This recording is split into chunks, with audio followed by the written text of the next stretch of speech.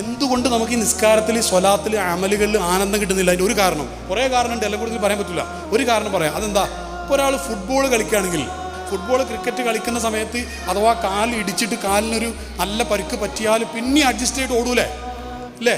പിന്നെ വീട്ടിലെത്തി കുളിക്കുമ്പോഴേ കാണുമ്പോൾ കുറച്ചുകൂടെ മുഴച്ചു വന്നിട്ടുണ്ട്. ഇവിടെ ചിലപ്പോൾ ഹോസ്പിറ്റലിൽ കൊണ്ടുപോകുമ്പോൾ എല്ലിന് ചതവ് വരെ കുടുങ്ങിയിട്ടുണ്ട്. ഇതുപോലും അറിയാതെ ഫുട്ബോൾ കളിച്ച് പൂർത്തിയാക്കാറുണ്ട്. ഉണ്ടോ ഇല്ലേ? അതെന്താ സംഭവം? ലയനമാണത്. മനസ്സിലായോ? എന്തുകൊണ്ടാണ് ഫുട്ബോളിൽ ലയനം കിട്ടുന്നത്? ഫുട്ബോൾ കളിക്കുമ്പോൾ നമ്മൾ ഈ ഫുട്ബോൾ കൊണ്ട് എൻ്റെ ഊരവേദന മാറ്റേണ്ടതെന്ന് നീയത്ത് വെക്കാറില്ല. ഫുട്ബോൾ നിരുപാധികം അത് ലയനത്തിന് വേണ്ടി ഫുട്ബോളിനോടുള്ള പ്രണയം കൊണ്ട് കളിക്കണത്. സ്വലാത്ത് അല്ലെങ്കിൽ നല്ല മജ്‌ലിസിൽ പോയിരുന്നാൽ അപ്പോൾ ദുനിയാവിൻ്റെ കുറേ കാര്യം ലിസ്റ്റാക്കിയിട്ട് കൊണ്ടുവരും. അതാ പ്രശ്നം. അതൊക്കെ ഒഴിവാക്കിയിട്ട് നല്ല ഒരു 10 സ്വലാത്തിൽ നോക്കി ഖുർആൻ പാരായണം ചെയ്തു നോക്കി. അള്ളാഹു ഹബീബായ് സ്വല്ലല്ലാഹു അലൈഹി വസല്ലം തങ്ങൾക്ക് കൊടുത്ത പ്രണയത്തിൻ്റെ മഹാ അനുഭവങ്ങളാണ് ഈ ഖുർആൻ എന്ന് പറയുന്നത്. അത് നമ്മൾ റസൂലുള്ളാഹിന്റെ ഉമ്മത്തിൽ പെട്ടതുകൊണ്ട് നമുക്ക് കിട്ടിയതാണ്.